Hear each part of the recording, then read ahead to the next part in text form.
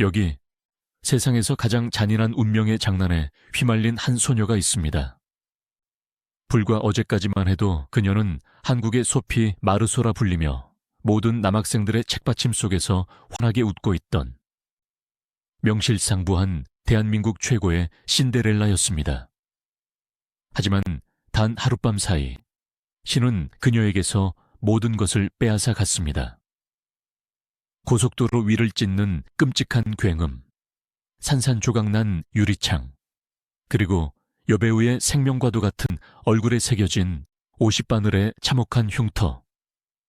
세상은 한순간에 그녀를 향해 끝났다고 말했고 비운의 스타라며 혀를 찼습니다. 가장 높은 곳에서 가장 깊은 절망의 바닥으로 추락해야 했던 20살의 조용원.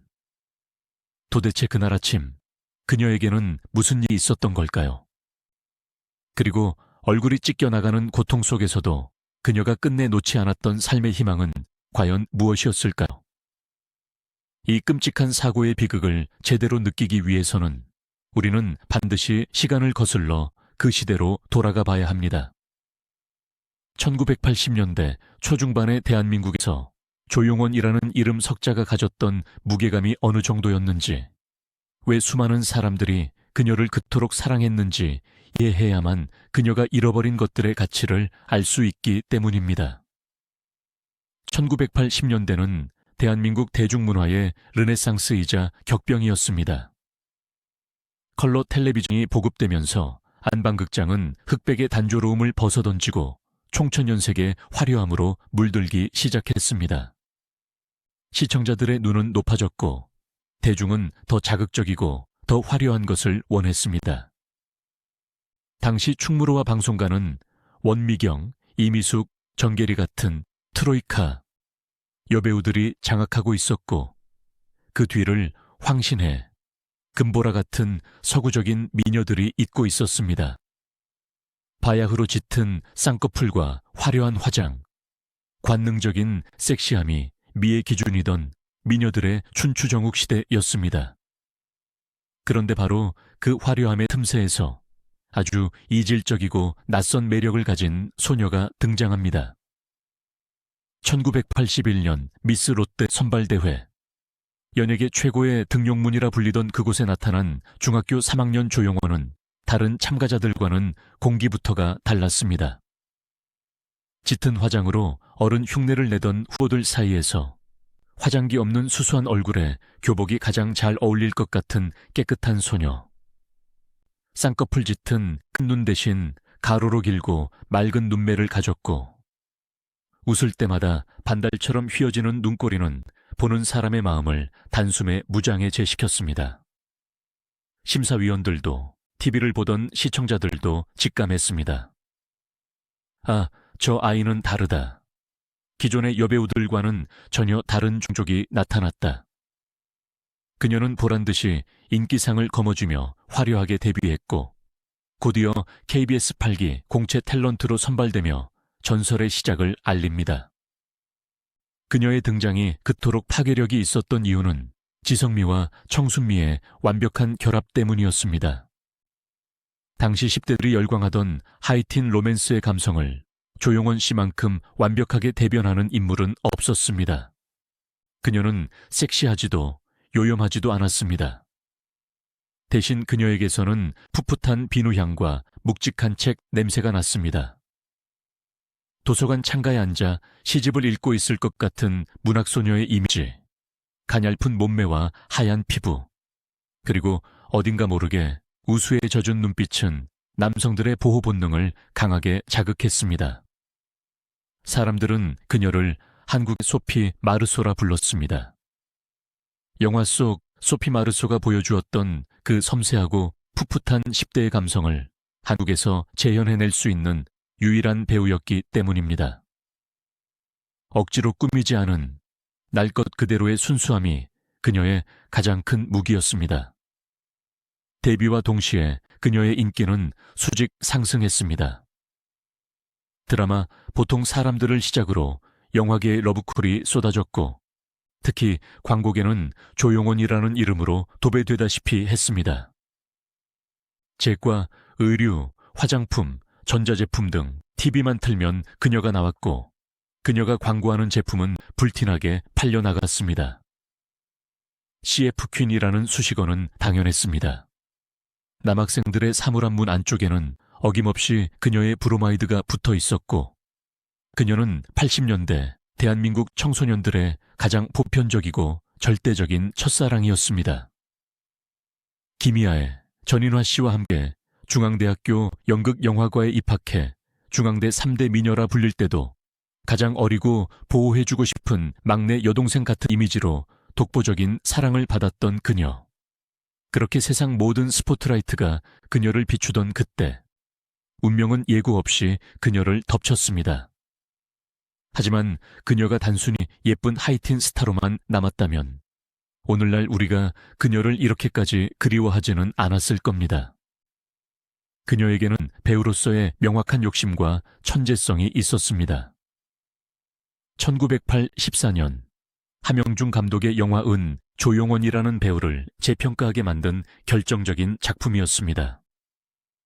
이 영화에서 그녀는 일제강점기를 배경으로 기구한 운명을 살아가는 여인 순이 역을 맡았습니다. 당시 그녀의 나이 불과 19살.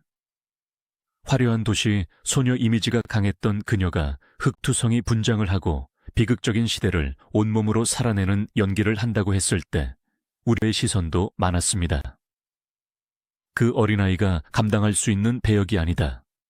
이미지와 맞지 않는다는 걱정들이었죠. 하지만 영화가 공개되자 평당과 관객은 침묵할 수밖에 없었습니다. 그녀는 그저 예쁜 인형이 아니었습니다. 그녀의 눈빛에는 시대 아픔이 서려 있었고 처절한 상황 속에서도 잃지 않는 순수함을 섬세하게 표현해냈습니다. 이 작품으로 그녀는 대종상 신인상과 아시아 태평양 영화제 신인상을 동시에 거머쥐었습니다. 스타성뿐만 아니라 연기력까지 인정받은 것입니다. 그녀는 이제 막 껍질을 깨고 진정한 배우로 비상하고 있었습니다. 게다가 그녀는 똑똑했습니다. 바쁜 스케줄 속에서도 학업을 놓지 않았습니다. 중앙대학교 연극영화과의 수석으로 입학할 만큼 머리가 좋았고 촬영장에서도 틈만 나면 책을 펴들었습니다. 당시 연예계에서 공부 잘하는 연예인은 드문 존재였기에 그녀의 이런 뇌생녀 이미지는 대중에게 신선한 충격과 함께 더 큰 호감을 불러일으켰습니다. 예쁜데 연기도 잘하고 거기다 공부까지 잘하는 완벽한 소녀. 부모님들은 자녀들에게 너도 조용원처럼 되어라 라고 말했고 또래들에게는 선망의 대상이었습니다. 그녀의 세상은 완벽해 보였습니다. 1985년 가을까지 그녀는 대한민국에서 가장 바쁘고 가장 행복한 20살이었습니다. 영화 흐르는 강물을 어찌 막으랴 등 주연작들이 줄줄이 대기하고 있었고 차기작 시나리오가 산더미처럼 쌓여 있었습니다. 그녀는 인터뷰에서 좋은 배우가 되고 싶고 나중에는 교수가 되어 후배들을 가르치고 싶다는 당찬 포부를 밝히기도 했습니다. 그녀의 꿈은 야무졌고 그 꿈을 이룰 능력도 충분해 보였습니다. 아무도 의심하지 않았습니다. 그녀가 80년대를 넘어 90년대, 2000년대까지 한국 영화계를 이끌어갈 거목이 될 것이라고 말이죠. 1985년이라는 해는 조용원 씨에게 있어 인생의 정점이자 동시에 가장 깊은 어둠이 시작되는 해였습니다. 그해 11월 1일은 금요일이었습니다. 주말을 앞둔 들뜬 분위기 속에서 그녀는 여느 때처럼 학교에 갈 준비를 했습니다. 당시 대학교 1학년이었던 그녀는 출석을 중요하게 생각하는 모범생이었습니다. 스케줄이 아무리 바빠도 수업은 꼭 들으려 노력했죠. 그날은 어머니가 직접 운전대를 잡았습니다. 배우 노영희 씨였던 어머니는 딸의 매니저이자 가장 든든한 후원자 그리고 친구 같은 존재였습니다. 홀어머니 밑에서 자란 조용원 씨에게 어머니는 세상의 전부나 마찬가지였습니다. 모녀는 다정하게 차에 올랐습니다. 차창 밖으로는 늦가을의 단풍이 아름답게 스쳐 지나갔을 겁니다. 라디오에서는 유행가 흘러나오고 있었을지도 모릅니다. 목적지인 중앙대학교 안성 캠퍼스로 향하는 고속도로 위, 그 차 안에서의 대화가 모녀의 평범한 일상을 나눌 수 있는 마지막 순간이 되리라고는 누구도 상상하지 못했습니다. 그날의 사고는 너무나 갑작스럽고 폭력적이었습니다. 정확한 사고 경위는 여러 이야기들이 전해지지만 분명한 것은 마주 오던 트럭 혹은 대형 차량과의 충돌을 피하려다 차가 도로 밖으로 튕겨 나갔다는 점입니다. 차는 가로수를 들이받고 5m 아래 낭떠러지로 굴러떨어졌습니다. 쇳덩어리가 종이장처럼 구겨지는 굉음, 깨지는 유리창, 그리고 이어지는 정적. 그 짧은 몇 초의 순간이 한 사람의 인생을, 아니 한 가족의 인생을 영원히 갈라놓았습니다. 구조대가 도착했을 때 현장은 처참했습니다. 조용원 씨는 차 밖으로 튕겨 나간 상태였고 온몸은 피투성이었습니다. 팔과 다리의 골절상은 물론이고 내장 파열까지 의심되는 중상이었지만 의료진을 가장 경악하게 만든 것은 바로 그녀의 얼굴이었습니다. 여배우의 생명과도 같은 얼굴. 아퓨리가 깨지면서 쏟아진 파편들이 그녀의 왼쪽 얼굴을 덮쳤던 것입니다. 이마부터 눈썹, 눈꺼풀, 그리고 뺨으로 이어지는 깊은 열상. 특히 왼쪽 눈썹 위 이마 부분은 뼈가 보일 정도로 깊게 찢어져 있었습니다. 조금만 더 깊었다면 혹은 조금만 더 아래였다면 실명은 물론이고 뇌까지 다칠 수 있었던 아찔한 상황이었습니다. 병원으로 이송된 그녀는 생사를 오가는 대수술을 받아야 했습니다. 의사들은 그녀의 얼굴을 봉합하기 위해 무려 50바늘이 넘는 바늘을 사용해야 했습니다. 20살, 꽃보다 아름다운 소녀의 얼굴에 50바늘의 흉터가 새겨진다는 것. 그것은 단순한 외상의 치료가 아니라 그녀가 쌓아 올린 꿈과 미래가 조각조각 기워지는 고통이었을 것입니다. 수술실 앞에 붉은 등이 꺼지고 길고 긴 침묵이 흘렀습니다. 생사를 오가는 수술은 끝났지만 그것은 고통의 끝이 아니라 또 다른 고통의 시작이었습니다. 마취에서 깨어난 조용원 씨를 기다리고 있는 현실은 너무나 가혹했습니다. 온몸은 붕대로 감겨 있었고 조금만 움직여도 전신을 찢어발기는 듯한 통증이 밀려왔습니다. 팔과 다리의 골절로 인해 꼼짝없이 침대에 묶여 있어야 했고 무엇보다 얼굴 전체를 감싼 두꺼운 거즈가 그녀를 답답하게 짓눌렀습니다. 당시 언론 보도에 따르면 그녀는 전치 10주 이상의 중상을 입었습니다. 하지만 10주라는 숫자는 의학적인 완치 기간일 뿐 그녀가 잃어버린 것들을 되찾는 데 걸릴 시간은 아무도 가늠할 수 없었습니다. 처음 의식이 돌아왔을 때 조용원 씨는 자신의 얼굴 상태에 대해 정확히 알지 못했다고 합니다. 아니, 알 겨를이 없었습니다. 다리가 부러지고 갈비뼈가 나간 고통이 너무 커서 얼굴의 상처 따위는 신경 쓸 여력조차 없었던 것입니다. 그녀는 훗날 인터뷰에서 이렇게 회상했습니다. 얼굴이 문제가 아니었어요. 내 다리로 다시 걸을 수 있을까? 내가 다시 움직일 수 있을까?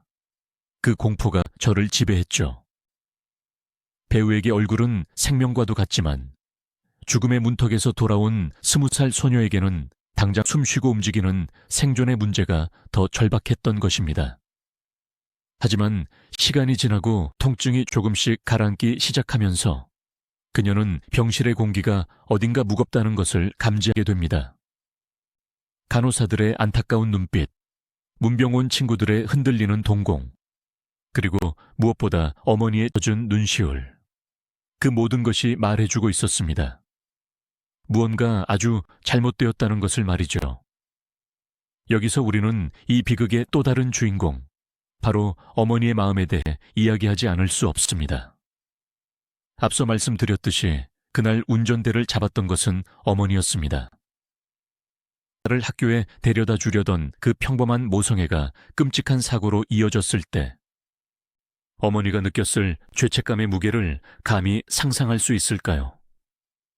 내 딸의 얼굴, 그것도 대한민국에서 가장 아름답다고 찬사받던 그 얼굴에 평생 지울 수 없는 흉터를 남긴 것이 나 때문이라는 자책. 어머니는 병실 구석에서 밤새 소리 죽여 울었고 딸이 깨어나면 죄인이 된 심정으로 손을 잡았습니다.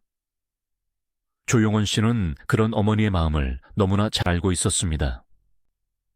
그래서 그녀는 아파도 아프다고 소리칠 수 없었습니다. 거울 속 자신의 얼굴을 처음 마주하고 절망했을 때조차 어머니 앞에서는 괜찮아 엄마, 요즘 의학이 좋아서 다 고칠 수 있어라며 오히려 어머니를 위로했습니다. 20살의 어린 딸이 감당하기에는 너무나 버거운 짐이었지만 그녀는 효녀였고 무엇보다 어머니가 무너지는 것을 볼 수 없을 만큼 강인한 사람이었습니다. 드디어 얼굴의 붕대를 푸는 날이 왔습니다. 의사와 간호사들이 긴장된 표정으로 거즈를 한 겹 한 겹 벗겨냈습니다. 드러난 얼굴은 참혹했습니다. 왼쪽 눈썹 위 이마부터 시작된 상처는 깊고 선명했습니다. 50바늘. 말이 50바늘이지 얼굴의 반을 가로지르는 봉합 자국은 마치 지도의 국경선처럼 그녀의 얼굴을 사고 전과 사고 후로 잔인하게 나누어 놓았습니다. 거울을 본 조용원 씨는 한동안 말을 잇지 못했습니다. 우리가 기억하는 그 맑고 깨끗했던 피부, 잡티 하나 없이 투명했던 이마는 온데간데 없고 붉고 울퉁불퉁한 수술 자국만이 선명했습니다. 쇼크 상태에 빠질 만한 충격이었지만 그녀는 현실을 부정하기보다 어떻게든 이것을 수습해야 한다는 냉정한 판단을 내리려 애썼습니다. 하지만 밤이 되고 병실에 혼자 남겨지면 그녀도 어쩔 수 없는 20살 소녀로 돌아가 베개가 젖도록 울었습니다. 왜 하필 나일까? 내가 무엇을 잘못했길래 이런 벌을 받는 걸까? 신을 원망하고 운명을 저주하는 밤들이 수도 없이 이어졌습니다. 병실 밖의 세상은 무심하도 소란스러웠습니다. 언론은 연일 자극적인 헤드라인을 쏟아냈습니다. 조용원 재기 불투명, 여배우로서 사실상 사망 선고, 얼굴 흉터 심각해 은퇴 불가피. 확인되지 않은 루머들도 독버섯처럼 퍼져나갔습니다. 얼굴이 완전히 일그러졌다는 둥, 뇌를 다쳐서 지는 게 문제가 생겼다는 둥, 심지어는 비관 자살을 시도했다는 끔찍한 헛소문까지 돌았습니다. 병실에 누워있는 그녀에게 이런 소식들은 육체적인 고통보다 더 날카로운 비수가 되어 꽂혔습니다. 대중은 잔인했습니다. 어제까지 그녀를 여신이라 칭송하던 입으로 오늘은 그녀의 불행을 안주거리 삼아 씹고 뜯었습니다. 아깝다라는 말조차 그녀에게는 폭력이 있습니다. 그녀는 아직 살아있고 숨쉬고 있고 다시 일어서려 하고 있는데 세상은 이미 그녀를 끝난 사람 취급하며 과거형으로 이야기하고 있었기 때문입니다. 하지만 조용원 씨는 포기하지 않았습니다. 그녀에게는 오기가 있었습니다. 이대로 비운의 주인공으로 사라질 수 없다는 강한 의지였죠. 퇴원 후 그녀는 지옥 같은 재활훈련과 피부치료를 병행했습니다. 당시 성형수술 기술은 지금처럼 발달하지 않았습니다. 레이저 치료 같은 첨단 기술도 없던 시절, 그녀가 할 수 있는 것은 반복적인 수술과 기다림뿐이었습니다. 찢어진 피부를 다시 잇고 흉터를 조금이라도 옅게 만들기 위해 수차례 수술대에 올랐습니다. 뼈가 부러진 다리를 이끌고 걷는 연습을 했고 굳어버린 근육을 펴기 위해 비명을 지르며 물리치료를 받았습니다. 그 모든 고통을 견디게 한 원동력은 단 하나, 다시 연기하고 싶다는 열망, 그리고 나를 믿고 기다려주는 팬들에게 건강한 모습을 보여주고 싶다는 약속이었습니다. 많은 분들이 조용원 씨가 사고 직후 바로 은퇴했다고 잘못 알고 계시지만 사실은 그렇지 않습니다.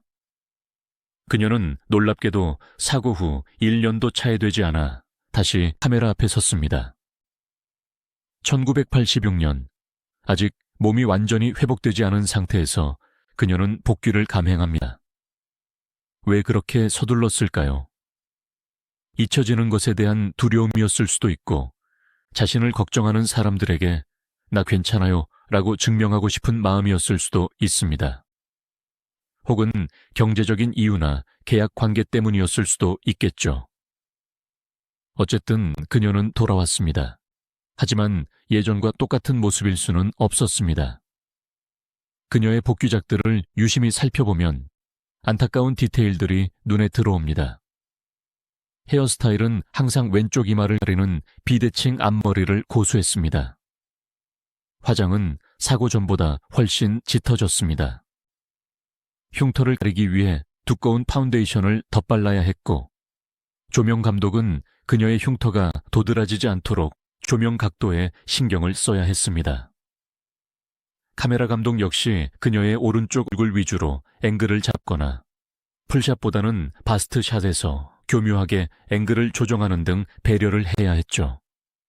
시청자들은 반가워하면서도 동시에 당혹스러워했습니다. 화면 속 그녀는 웃고 있었지만 그 웃음 뒤에 가려진 그늘이 너무나 짙어 보였기 때문입니다. 이전에 그 투명하고 맑았던 소피 마르소는 사라지고 짙은 화장 뒤에 상처를 숨긴 어딘가 위태로워 보이는 여인이 서 있었습니다. 촬영 현장에서도 그녀는 사투를 벌였습니다.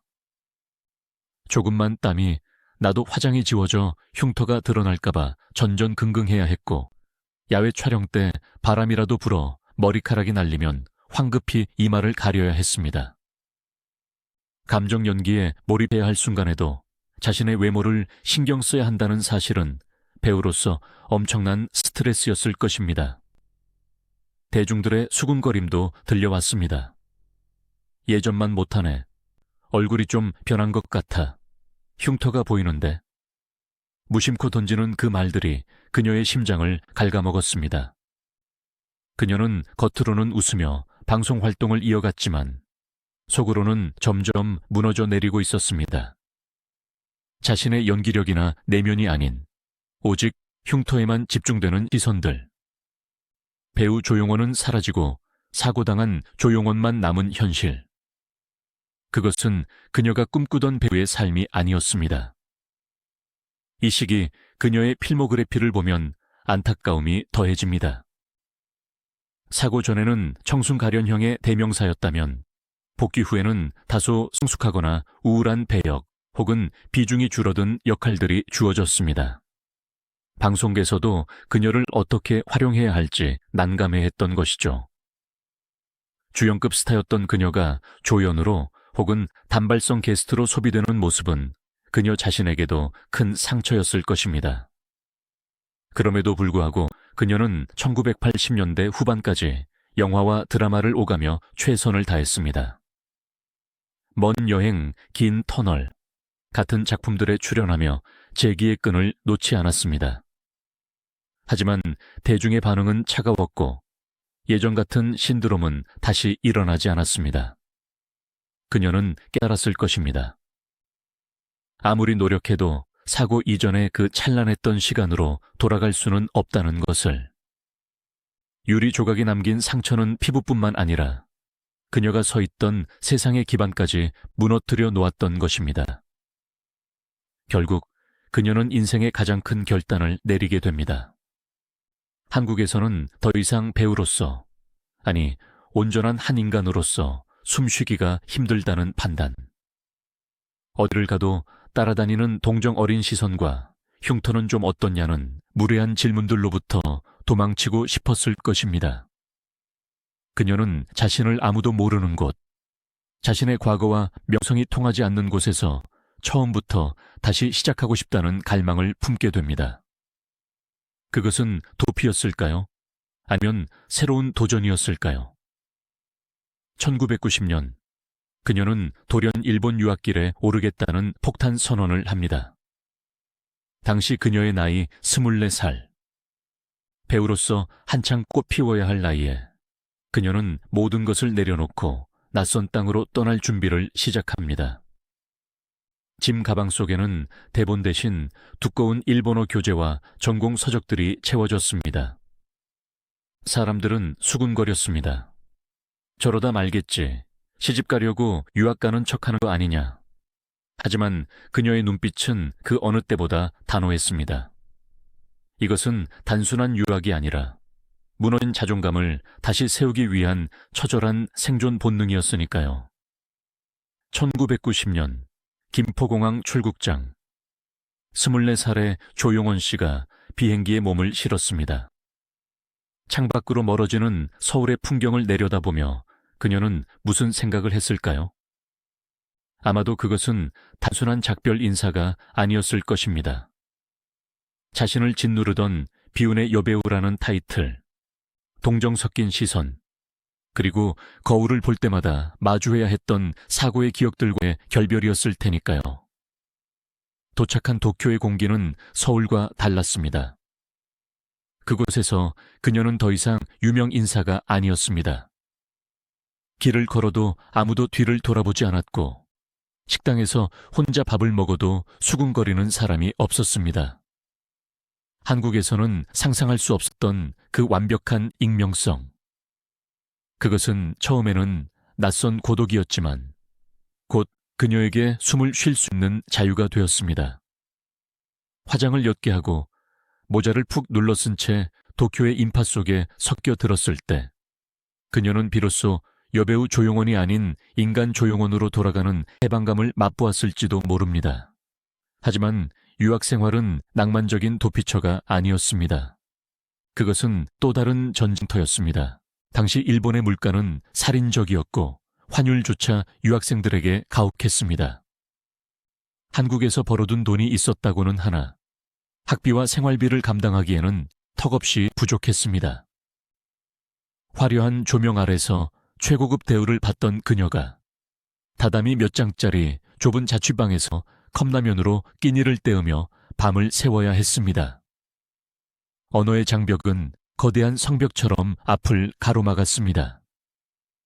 아무리 머리가 좋았다고 해도 성인이 되어 새 배우는 외국어로 대학 수업을 따라간다는 것은 계란으로 바위를 치는 격이었습니다.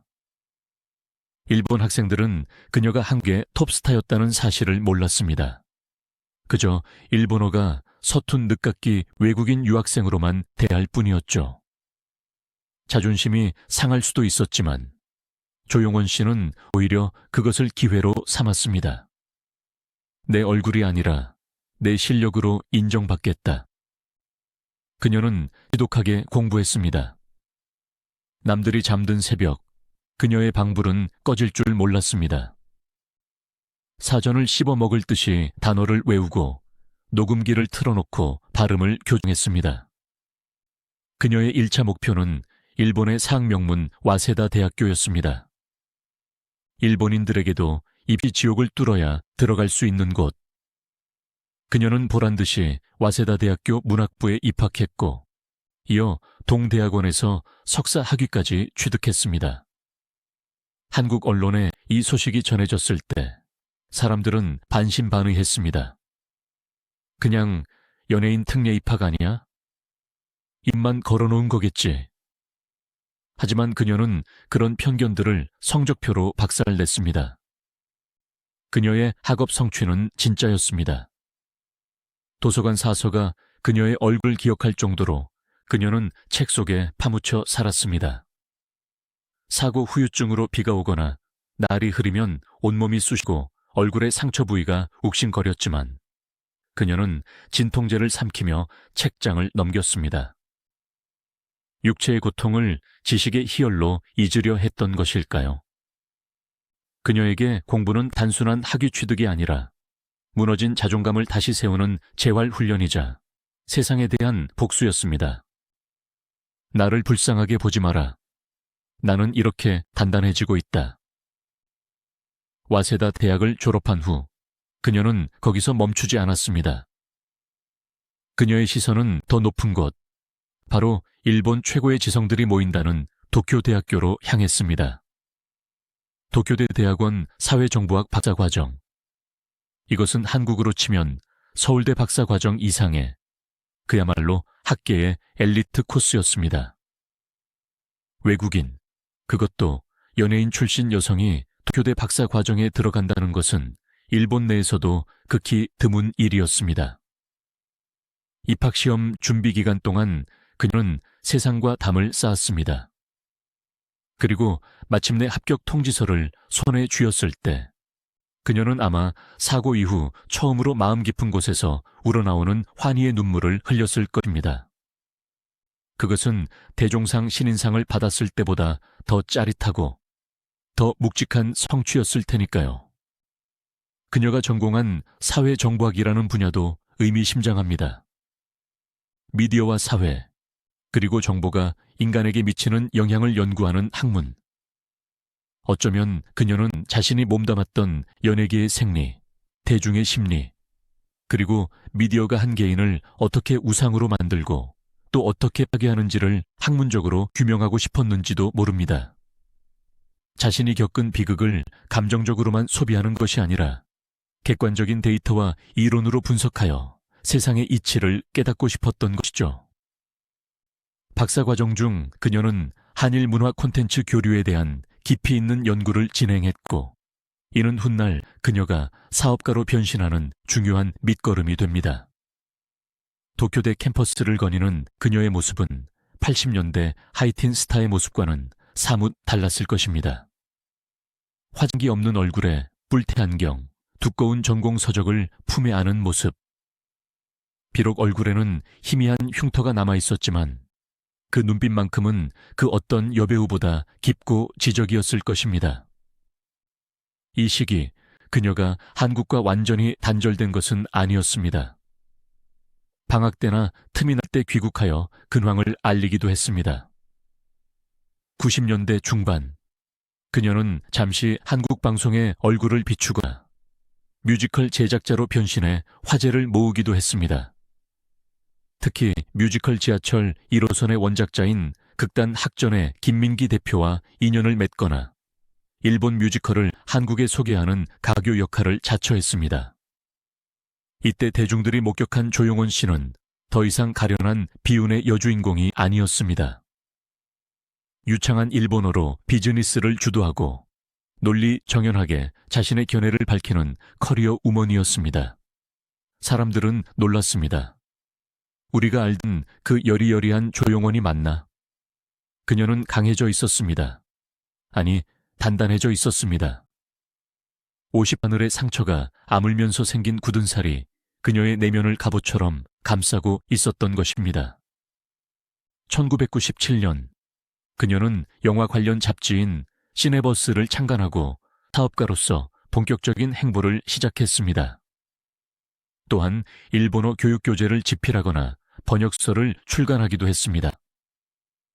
그녀의 이름 앞에 붙는 수식어는 이제 탤런트가 아니라 대표, 박사, 전문가로 바뀌어가고 있었습니다. 하지만 이 모든 성취 뒤에는 여전히 지울 수 없는 그림자가 있었습니다.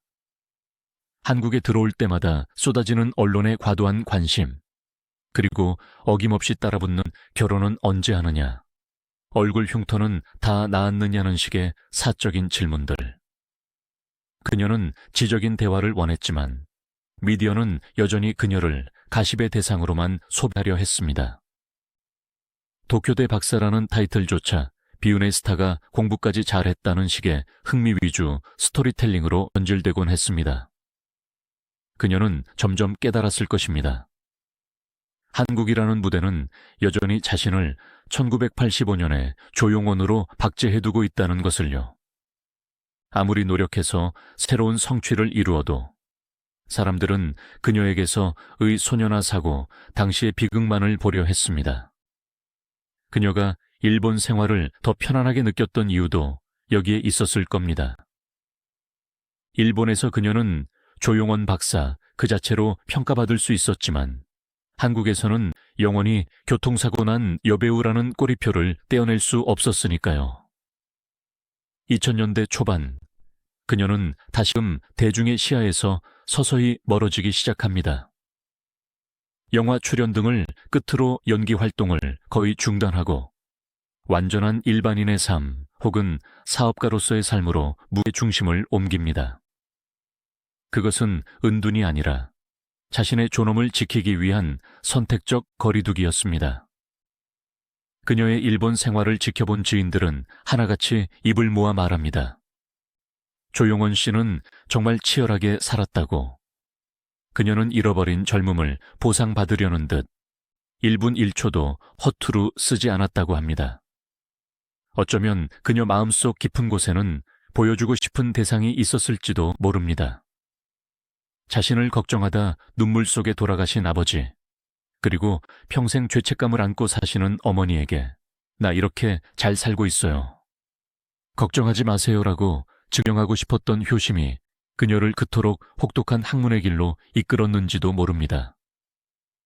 도쿄대 박사 학위복을 입고 찍은 사진 속 그녀의 미소는 80년대 책받침 속 미소와는 달랐습니다. 풋풋함은 사라졌지만 그 자리에는 시련을 이겨낸 사람만이 가질 수 있는 여유와 깊이가 자리 잡고 있었습니다. 우리는 흔히 신이 공평하다고 말합니다.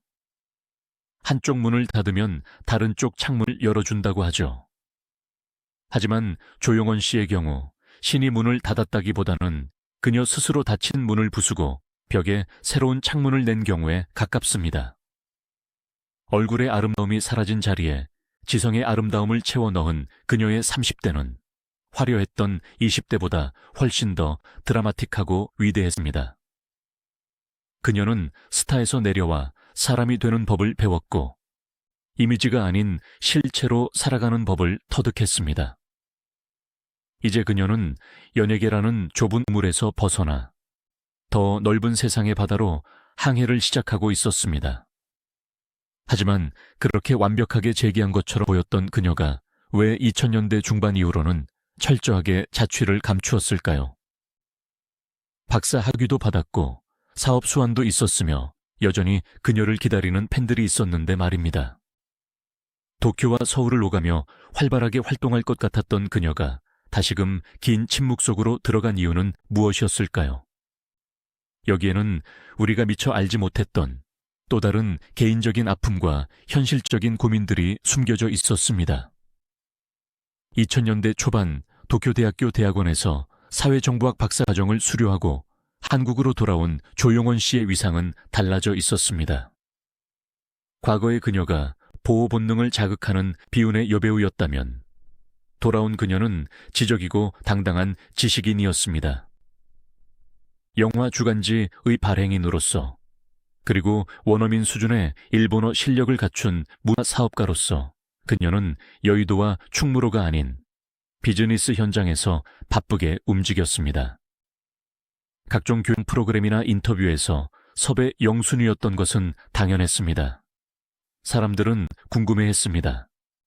그 똑똑한 조용원이 박사까지 따왔으니 이제 다시 연기도 하고 방송도 휘어잡겠지? 대중은 그녀가 제2의 전성기를 누리길 진심으로 응원했습니다. 그녀가 겪은 비극에 대한 보상 심리였을지도 모릅니다. 하지만 이상하게도 시간이 갈수록 그녀를 방송에서 보기는 더 힘들어졌습니다. 간간히 들려오는 소식은 영화 제작을 준비 중이다, 교육 사업을 하고 있다 정도였을 뿐 정작 그녀의 모습을 화면으로 볼 수는 없었습니다. 2003년 영화에 출연한 것을 마지막으로 그녀는 사실상 연예계 활동을 완전히 중단합니다. 마치 연기자로서의 삶에 미련 없이 마침표를 찍은 사람처럼 말이죠. 팬들은 애가 탔습니다. 인터넷 팬카페와 올드 팬들의 블로그에는 조용원 씨 잘 계신가요? 어디서 뭘 하고 사시는지 너무 궁금합니다 라는 글들이 끊임없이 올라왔습니다. 스마트폰과 SNS가 발달하면서 웬만한 추억의 스타들은 강제 소환되어 근황이 알려지기 마련인데 조용원 씨만큼은 철저하게 베일에 쌓여 있었습니다. 그러던 2019년 시청자들의 갈증이 폭발하는 사건이 일어납니다. SBS 예능 프로그램 불타는 청춘에서 마침내 조용원 찾기 프로젝트를 시작한 것입니다. 이 프로그램은 중년이 된 옛 스타들이 여행을 떠나는 컨셉으로 큰 인기를 끌고 있었는데 시청자 게시판에는 제발 조용원 씨를 찾아달라는 요청이 빗발치고 있었습니다. 당시 출연진이었던 강문영 씨는 조용원 씨의 고등학교 후배이자 동료로서 누구보다 그녀를 보고 싶어 했습니다. 최성국, 김광규 등 동료 배우들도 의기투합했습니다. 단서는 희미했습니다. 경기도 용인 수지죽전의 한 카페에서 그녀를 자주 목격했다는 제보 하나뿐이었습니다. 방송을 지켜보던 시청자들의 심장은 뛰었습니다. 정말 오늘 조용원을 볼 수 있는 건가? 검색어 순위는 조용원이라는 이름으로 도배되었습니다. 멤버들은 수소문 끝에 그녀가 자주 간다는 죽전의 카페를 찾아냈고 심지어 그녀와 아주 가까운 지인과 연락이 닿는데 성공했습니다. 카페 앞에는 긴장감이 감돌았습니다. 혹시라도 그녀가 문을 열고 들어오지 않을까 카메라 렌즈는 문 쪽을 향해 고정되어 있었습니다. 수십 년의 세월을 건너 쉰대의 조용원은 어떤 모습일까? 여전히 그 맑은 눈빛을 가지고 있을까? 온 국민이 숨을 죽이고 TV 화면을 응시했습니다. 하지만 결과는 불발이었습니다. 그녀는 끝내 나타나지 않았습니다. 대신 지인을 통해 전해진 그녀의 메시지는 짧지만 단호했습니다. 방송에 나가는 것은 부담스럽습니다. 지인의 설명에 따르면 그녀는 방송 출연 자체를 매우 꺼리고 있으며 세상에 자신의 모습이 노출되는 것을 원치 않는다고 했습니다. 당시 현장에 있던 친구들은 아쉬움을 감추지 못했지만 동시에 그녀의 결정을 존중하며 발길을 돌려야 했습니다. 시청자들 역시 허탈했지만 한편으로는 안도했습니다. 적어도 그녀가 한국 어딘가에서 건강하게 자신의 삶을 살고 있다는 사실은 확인되었으니까요. 그렇다면 도대체 왜 그녀는 그토록 대중의 시선을 피하는 것일까요? 한간에 떠도는 소문처럼 얼굴의 흉터가 나이가 들면서 더 심해져서일까요?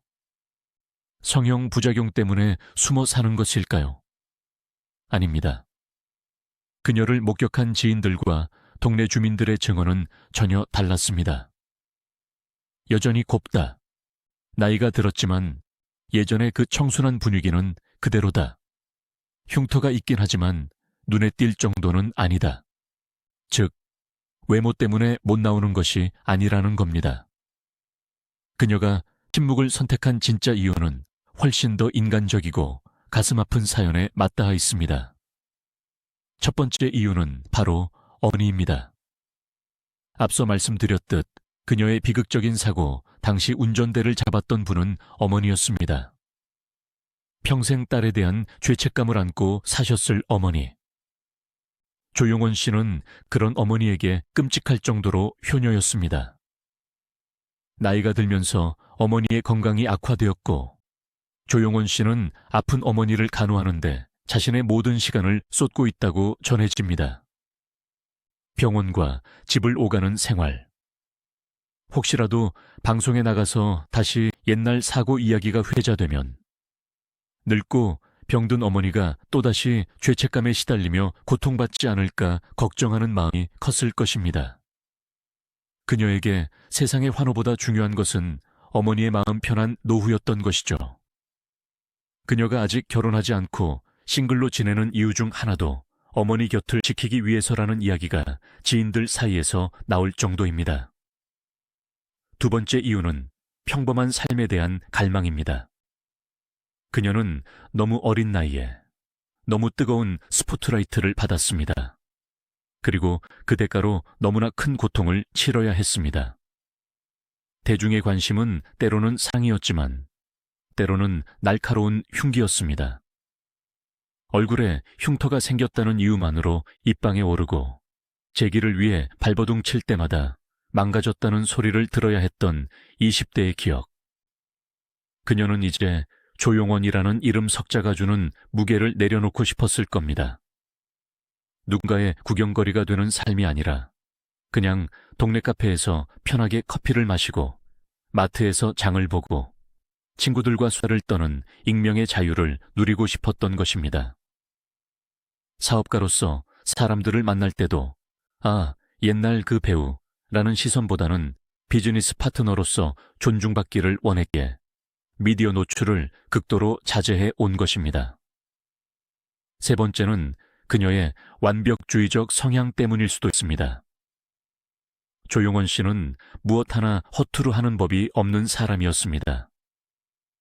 연기를 할 때도 공부를 할 때도 끝장을 보는 성격이었죠. 그런 그녀가 단지 추억팔이 예능의 게스트로 나가서 웃고 떠들며 옛날 이야기나 하는 모습으로 소비되는 것을 원치 않았을 수 있습니다. 만약 복귀한다면 완벽하게 준비된 작품으로 배우로서 당당하게 서고 싶었을 텐데 현실적인 여건이나 시간의 흐름 속에서 그런 기회를 잡기가 쉽지 않았을 것입니다. 어설프게 나가서 실망감을 주느니 차라리 가장 아름다웠던 모습으로 기억되는 편이 낫다고 판단했을지도 모릅니다.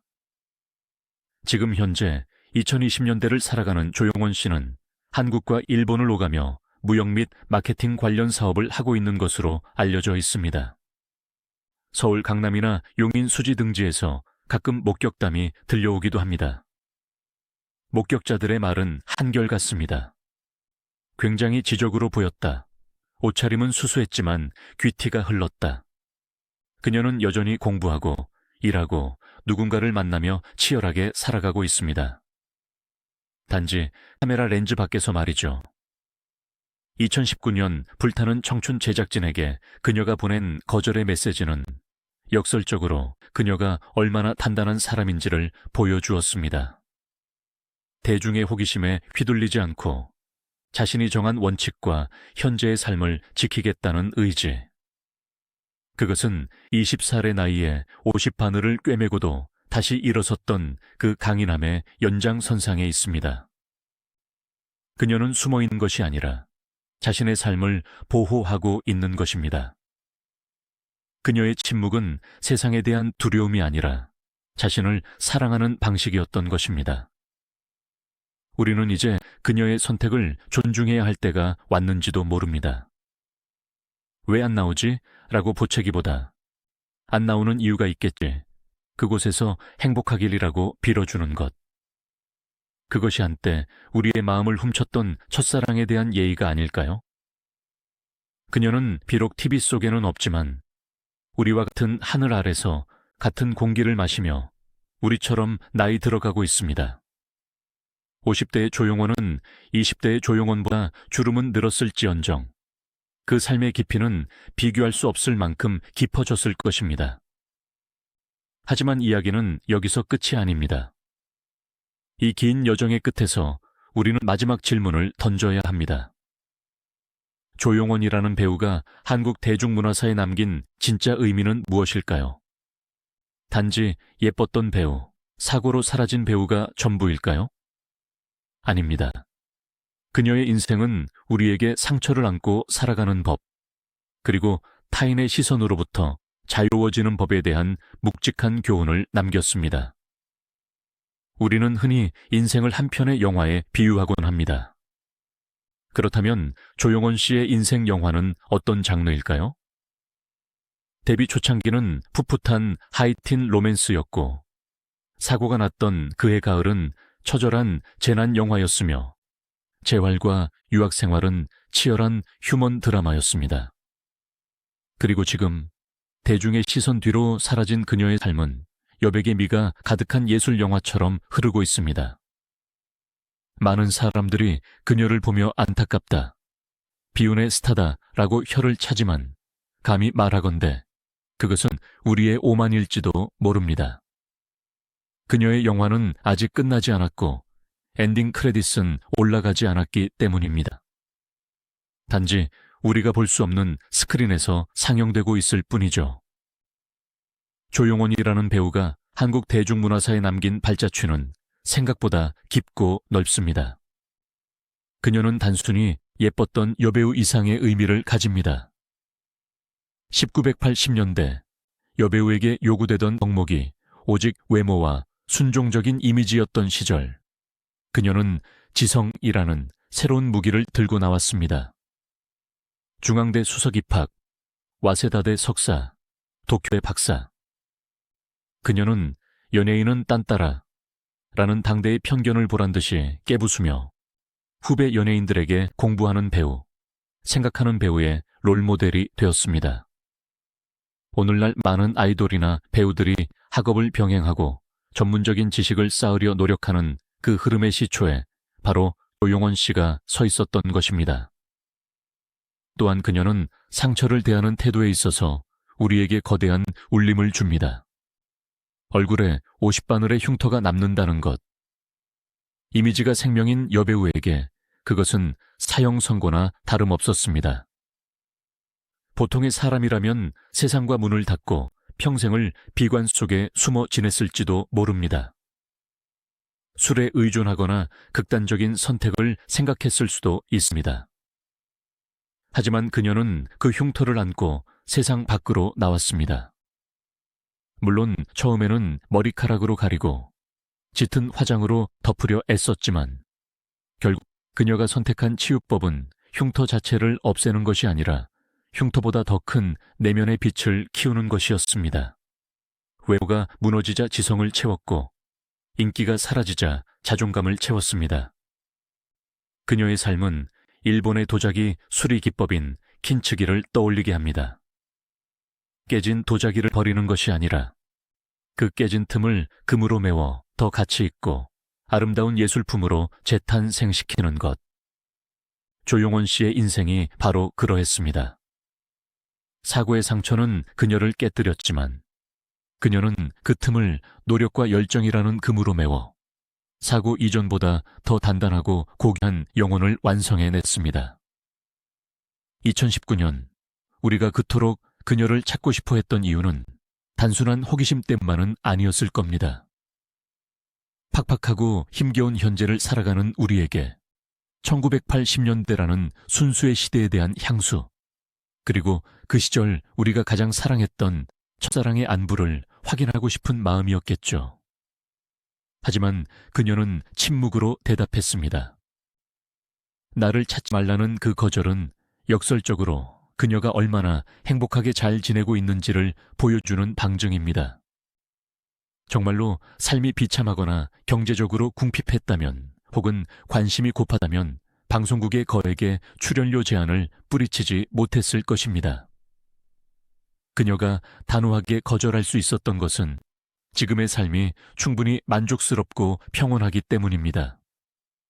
누군가의 인정이나 환호가 없어도 스스로 빛날 수 있는 단계에 도달한 것이죠. 우리는 이제 그녀를 한국의 소피 마르소라는 수식어에서 놓아주어야 합니다. 소피 마르소는 세계적인 배우로 늙어가고 있지만 조용원 씨는 배우의 길을 멈추고 자신만의 길을 개척했습니다.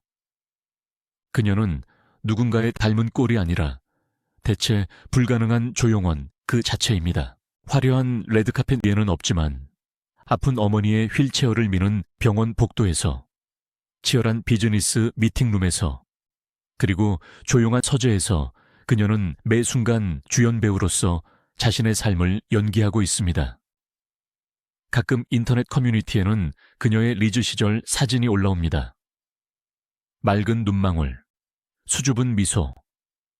그 사진 아래에는 20대 청년들부터 60대 장년층까지 수많은 댓글이 달립니다.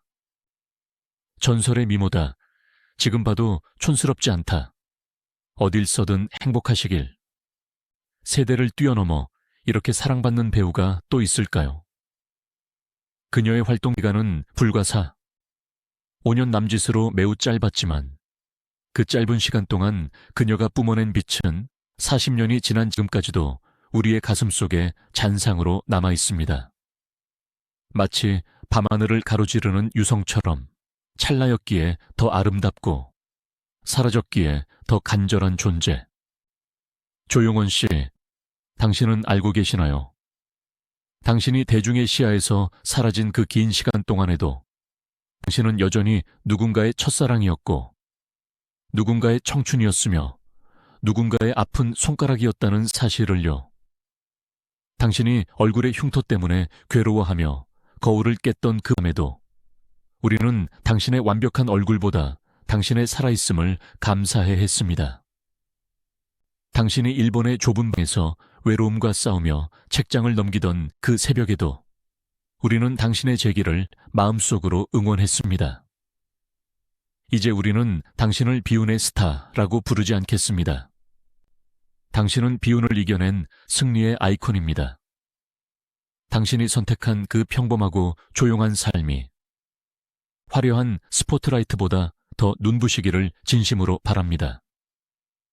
맛있는 것을 먹고 좋은 사람들과 웃고 가끔은 옛날 영화를 보며 추억에 잠기기도 하는 그런 소소한 행복들이 당신의 매일을 채우기를 기도합니다. 혹시라도, 아주 혹시라도 먼 훗날 대중 앞에 다시 서고 싶은 마음이 생긴다면 주저하지 말고 나와주세요.